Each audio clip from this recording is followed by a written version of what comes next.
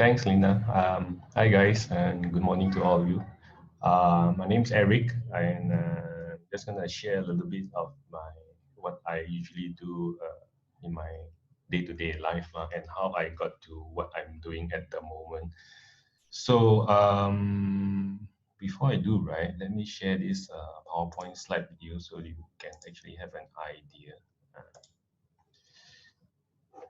Okay.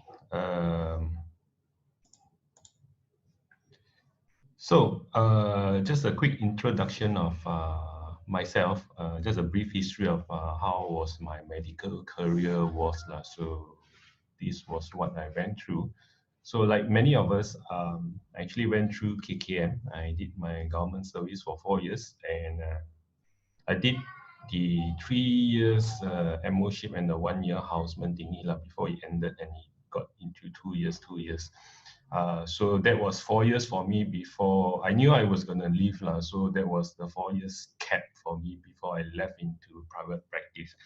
Now, that being said, I went to BP Healthcare, which is that blood center which they hire doctors to do health screening and stuff like that. So I wanted to have a taste of how private medicine was, and I didn't really like it because it was all about the money, and it just didn't justify of the means, meaning that they actually force you, or actually indirectly force you to actually like ask patients to buy unnecessary medications, do a lot of other investigations and stuff like that. So in this private practice wise, at that point of time, everything was about sales. So not exactly my kind of thing. So I decided that after 1 year, I decided to leave because it doesn't go in line with what I believe in.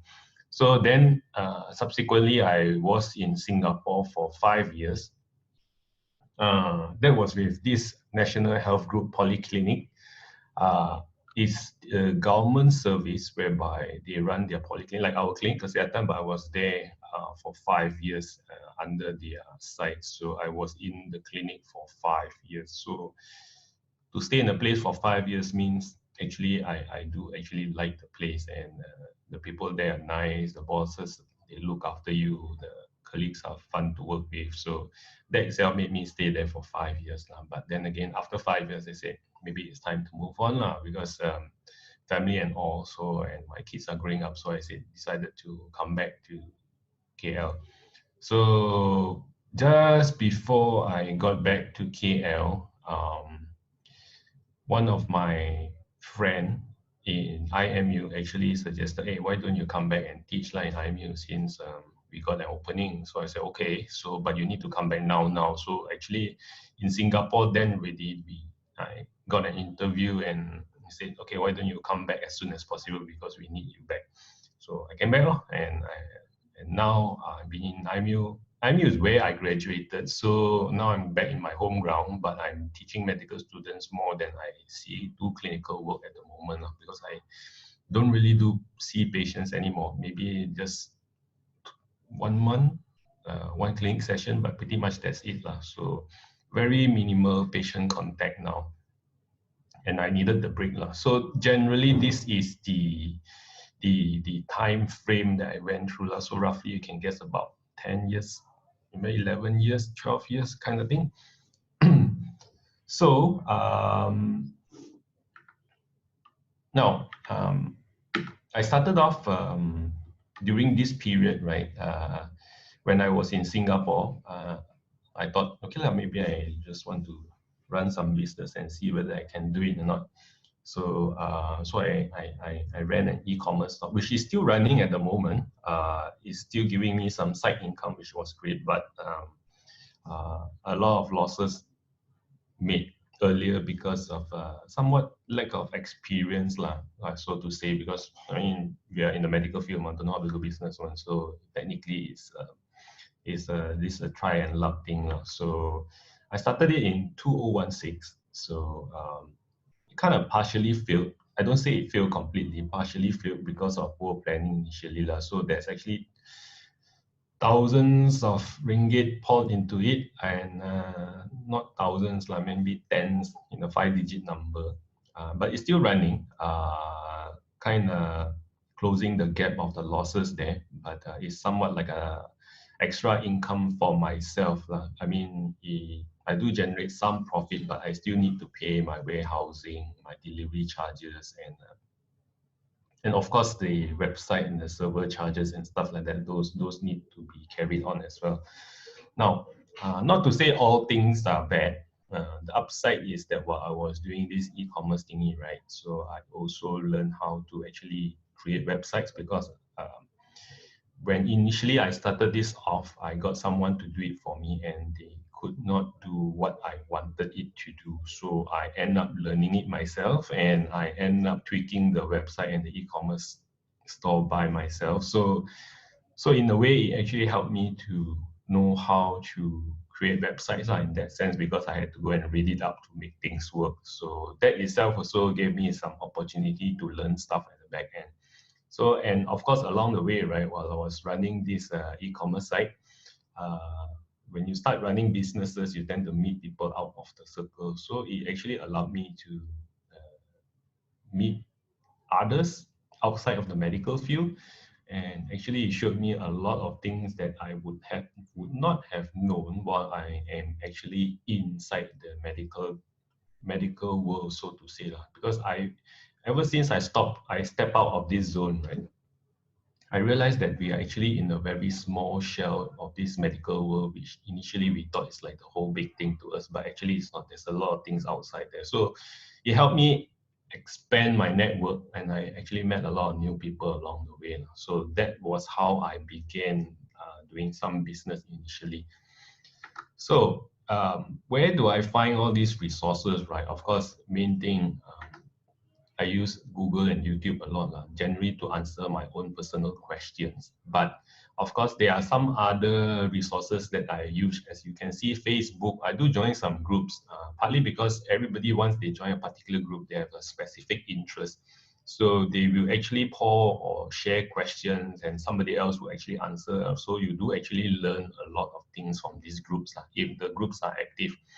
And the other, like as you can see here, WP, beginner, Moz, backlinko, all this kind of stuff is actually websites that I use to actually learn how to design my websites. Beginner is beginner because it's generally to actually read up and stuff and all the basic and stuff. But as you progress, you tend to want to do more. So like how to get your website being seen on the search engine and stuff. So you start reading more and you start wanting to do more. So I end up reading articles on Moz, backlinko. WP Johnny is somebody who is on the net who is quite experienced in that sense. So I tend to read his articles also. But this is a little bit more advanced once you have gone through the beginner phase. So he will actually talk about complicated things that you actually get to know some tips here and there to learn how to do things. So the other part is that I also use Udemy to get some courses, LinkedIn as well, because once you subscribe to LinkedIn, I'm quite active on LinkedIn in that sense for mainly to network and mainly to reach out to people. So, and I do use their premium service because they actually allow you to learn some of the courses available on LinkedIn, so which is good. So generally, these are my resources of where I go and look for stuff and where I read my stuff. So yes. So now you must be curious of how I actually got my first customer. So first customer itself usually is very hard to get and it takes a long time to actually get your first customer because you are nobody and nobody knows you, and my qualification doesn't entail to you getting your first customer per se. So it's always best to ask the person who is the nearest to you. um, that's how I got it because when I was working in IMU, one of my colleagues, she actually got to know what I was doing at the back end. So she actually recommended me to her husband, who was running a business, and he said, "Hey, why don't you speak with my husband? Maybe he's interested to redo his site." So that was actually how I got my first customer.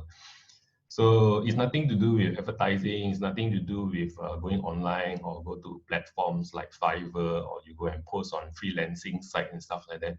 I tried all those. Those doesn't really yield much of a result because you will be shrouded by a lot of other people trying to be on top of you and trying to get businesses as well. So I don't think that's a good way to start off. And from my knowledge, from all the people who got their first customer, is always the people that is within their circle first. So uh, maybe you can try that out later. So, but that's how I got mine. So that is for my first customer. So yes, was my colleague's husband. Then through word of mouth recommendation from after doing one project, then followed by another project, which was actually by the colleague's husband's friend. So he actually recommended me to another friend to do it up. So I got another project after since then. So it's kind of like one after another, and it tends to get a little bit easier once you actually pass through the first hurdle. So the challenges are in getting all these clients, usually the trust portion. And of course, you don't have portfolio, right? So you need to actually, now doing this design work as compared to doing medical work, right? In medicine, everybody talks about your qualification, got this paper, you got that paper, all these papers that you need to prove that you are worthy. But in the design world, nobody actually looks at, they don't ask you where do you graduate from, what's your degree, what do you major in? Nobody asks you that. The thing they ask is, can you show me your work? That's all. Can you show me your work?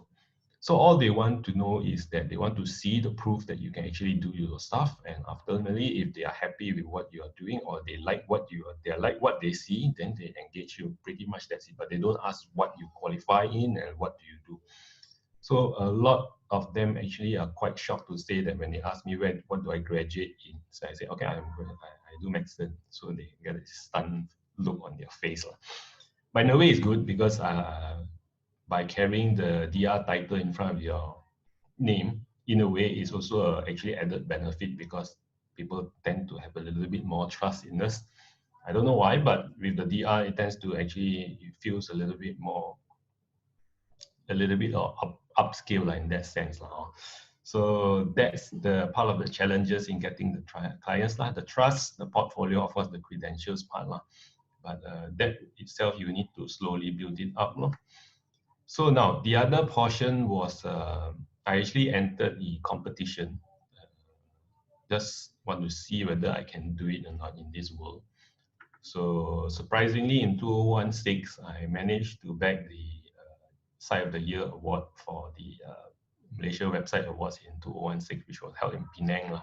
This was by Exabytes, so it's one of the servers there. So having this, right, it's not to say that it's the certificate or whatsoever, but just like some recognition. And people say that, hey, what achievement did you get? So it's kind of something that I can portray out that, okay, I want this. Like, if you want me to help you to do it, can. I mean, I know my stuff and I can do it for you. And this is just a slight proof of what I can do. So in a way, this picture has actually worked out many projects for me, because ultimately the ones that actually engage my service also, they actually look through my profile and they saw this picture and said, oh, okay, this guy knows how to do his stuff. So which is good. So joining competitions, although you don't get much on like this, for instance, you don't really get much out of it, but more of self-branding and image that may help you along the way to get your clients. So in a way, if there's any opportunity, I mean, Malaysia Website Awards, they do run competitions every year. So if you can actually participate anytime from January to December, because they have their competitions reviewed by the end of the year. So that's for MWA. And I'm not sure many of you are familiar with DOPS, but DOPS is the Malaysian portal whereby you renew your APC points. So I actually did up the website for DOPS, and good enough that Dr. Allen, the owner of DOPS, right, he actually helped me to promote some of my services to the doctors as well. So, and surprisingly, how I got to engage his service was I was using DOPS for my APC. So I just popped him a WhatsApp message saying, hey, The website is loading so slow. Like, can I just fix it? Because I just cannot tahan. So that itself, he just said, Eric, why don't you come and meet me in SGMC? We talk about it. So I went to meet him, tell him about his issues and stuff. Okay, why don't you just help me to sort this out? So he paid me. He paid me. Then after that, I did the website for him. He was happy for what he had. So he decided to help me to promote my service for a short period of time. So that itself also managed to garner me some clients along the way, which was great because it came month by month. So he did help me to get some of the projects ongoing also. So that is for dogs. That's why I actually especially highlighted this, because in a way, it's always good to know people within your own circle, because ultimately they also help you to actually promote your service.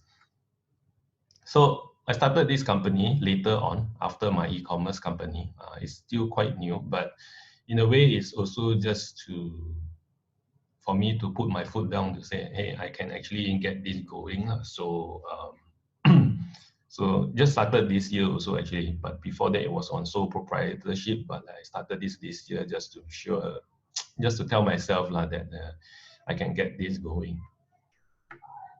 So how I started this was initially, before I created the company, I was technically the one-man team in the beginning. So of course, along the way, I managed to network with various groups of people from all different backgrounds, from accountants, from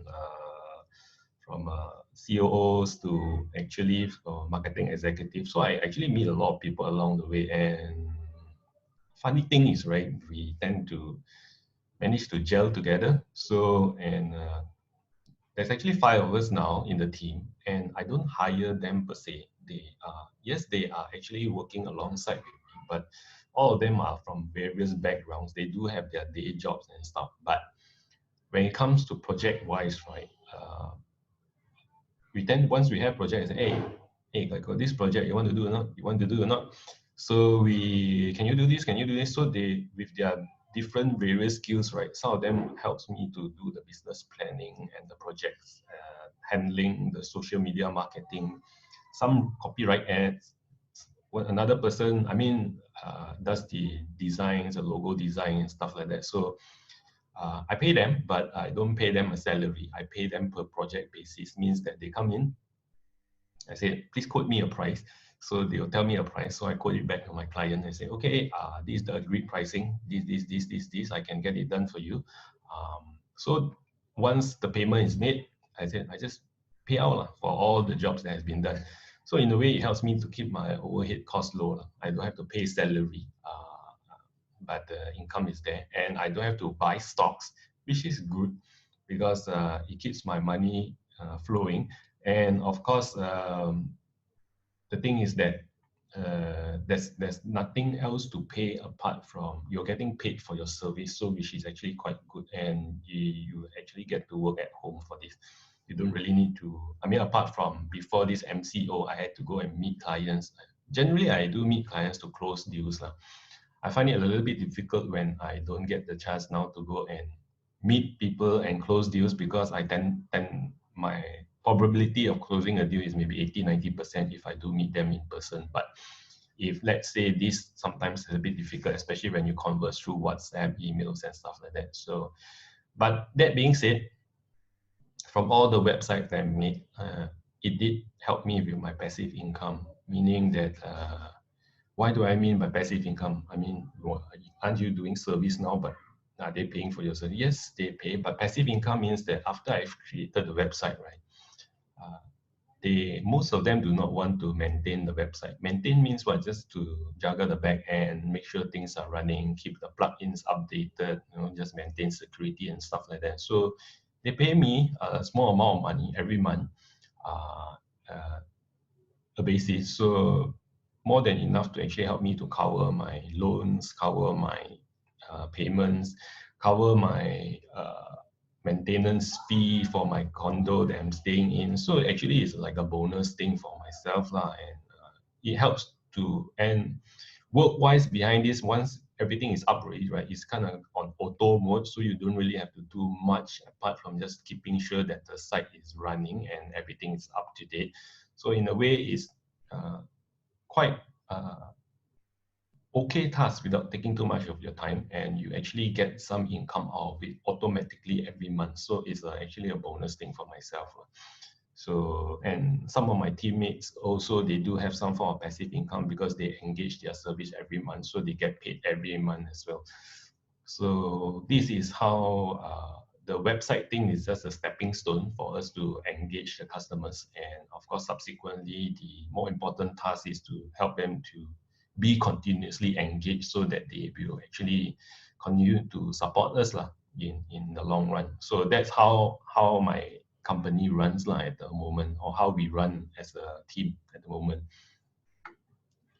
So that's pretty much it for me. Um, any questions that you guys may want to ask me related to the slides?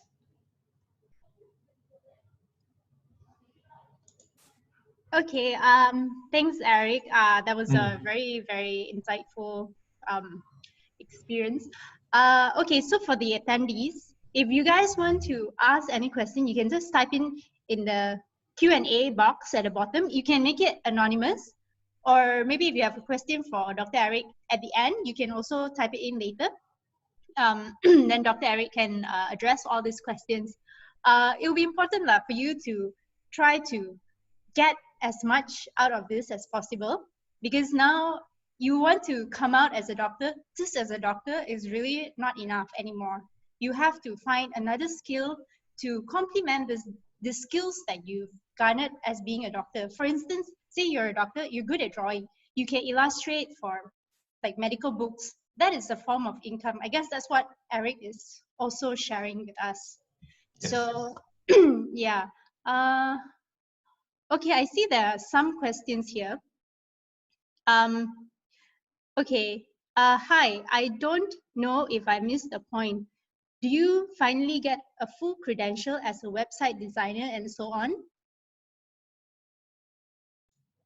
Okay, until now, right, I don't have actually a full credential as a website designer, meaning that there's no like a particular course that or particular school that I go to get a degree and stuff like that. And people actually don't ask for it anyway. So that itself defeats the purpose of me getting one in the first place now. But more importantly is that the other license and certs that you get, I do get a couple of certifications online, like how to design a website or how to learn about mobile design. And this itself, actually, you can, because I use LinkedIn a lot, so LinkedIn actually links to all these certs and stuff like that. So it actually helps to build up your profile and give you that necessary credential. Doesn't mean to be a uni per se or a college per se, but yeah, these small little courses that you can take online that they issue you certs, value more like validity of your skills, rather so much about having a full-blown 4 to 5 years course cert, I say. So yes, to answer that, no full credential, but it still gets the job done. I mean, from the past, hence why during the beginning stage I said, once you have portfolio, meaning that you have your previous projects that you have done, make sure to post them all up, because people want to see your job and your what have you done. So that itself will be your credential already. So much so in this design world, it's not so much of the paperwork per se. I hope I answered that question. Okay. So There's another question. Would you mind to talk a little bit more about the transition period from clinical work to web design? Have you any related trainings before, drawing, IT, etc.? okay, I have no background in IT, and but since early days, I've been writing and blogging a lot, so I also have been dabbled in WordPress, especially is the something like a blogger and WordPress. The people used to blog on them past previously. Of course, you want to talk about very old website designs. I did create some websites using GeoCities, if you remember, but that is very long ago.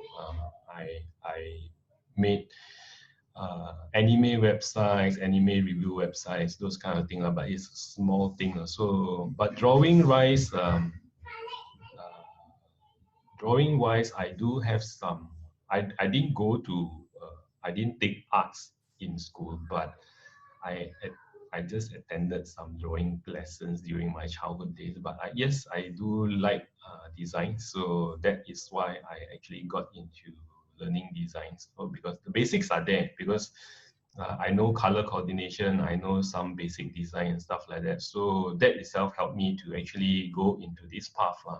So, but of course, doesn't mean that you have to have some subset skill in order to learn. I mean, you can still learn it from scratch lah, because we never know that we may be good at it, you see. So uh, the transition, yes. So to say that I got any trainings before, official trainings, no, but many I self-learn lah, all the things that I've gotten so far from every night after work, because my job during when I was in Singapore, I end at 5, so, and it's quite hectic. So I learn after 5, and usually I do it until late in the evening. So reading up, seeing how to make good designs and stuff like that. So, and every day I spend about an hour reading up some stuff just to make sure that I know a little bit more every day. So yes. So that's that. Okay, we have another question. Can you share how do you cast all your work portfolio? Is it through LinkedIn enough, or what do you do?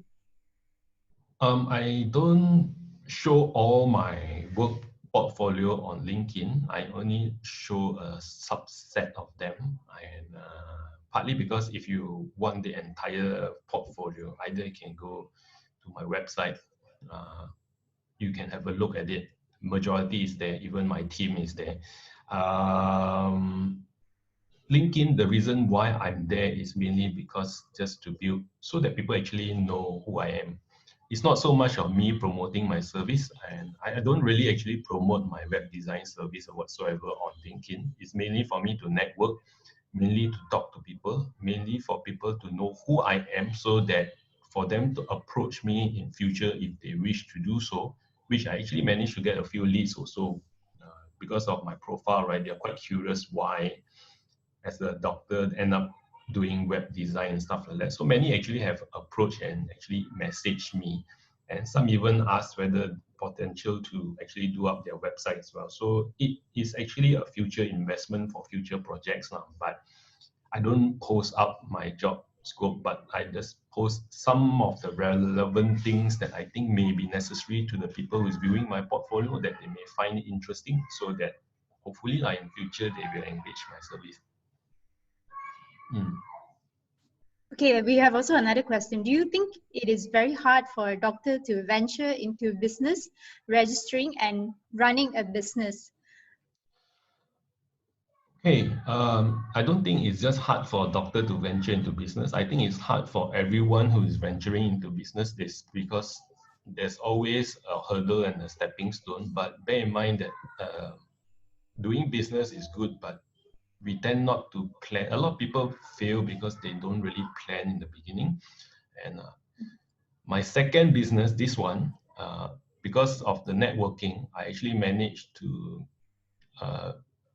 partnered, or actually I work alongside with, you can see on my website profile. So I actually partnered with also another lady called Selena. She's the head of marketing for Altel, the subsidiary branch of Cellcom.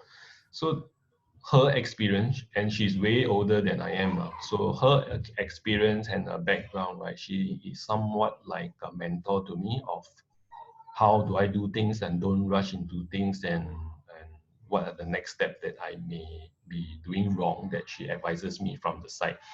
So that itself, to venture into business, I think first and foremost, it's always good to have someone to look after you or to mentor you while you're doing it, because ultimately, if it's just us or me alone to decide on the decisions, right, sometimes we may actually not make the right decisions because we don't have the experience to do so.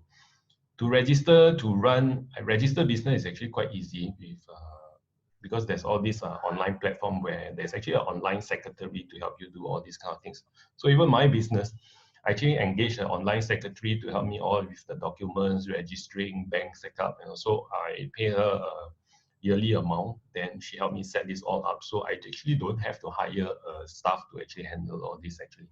So it's pretty much everything is flexible and ad hoc lah, when it comes to accounting, tax related, even secretarial services. You can actually find good ones online. Just got to look. Yeah. Okay, So another one. Challenges faced from working from a non-commercial workplace to working as a business owner. now the challenge is, as a doctor, right? We always expect patients to come to us. That mindset has to change, because once you are a business owner, you need to make sure that you have sustainable income coming in. But that being said, is how you plan your business model in the first place.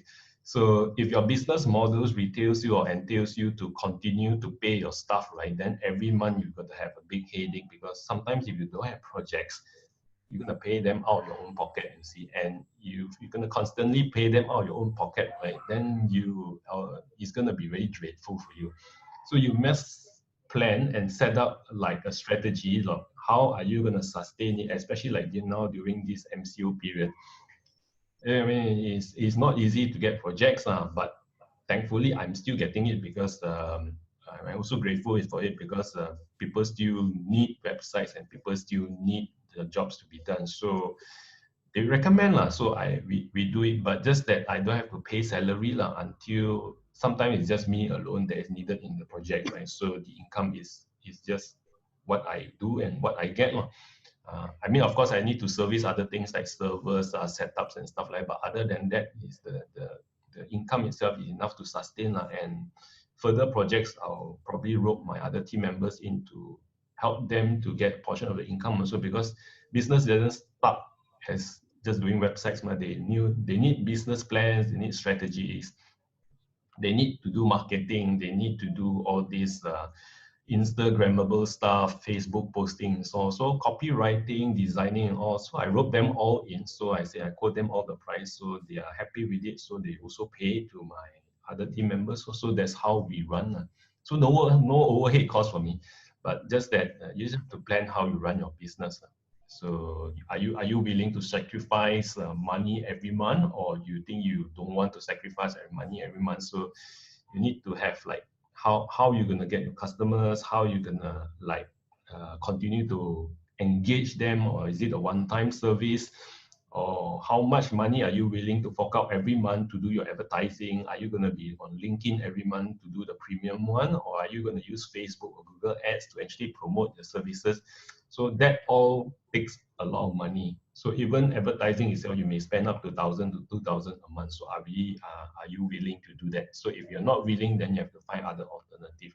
Don't only after once you have your product say, oh, I need to do marketing, but you don't have the marketing, and then you are stuck with the product, and nobody knows that you have the product because you don't have the money to do the marketing. So something like that. So yes, these are the challenges faced as a non-commercial workplace to a business owner. Okay, we just take the last question. So Okay. in the early stage, did you think of joining any established company as a website designer? Will you share if you have any experience in doing so? Problem is, right, I can't join any company per se, because I am already in a company, you see. So, and I am technically hired by IMU. So that itself would be like a clash of interest.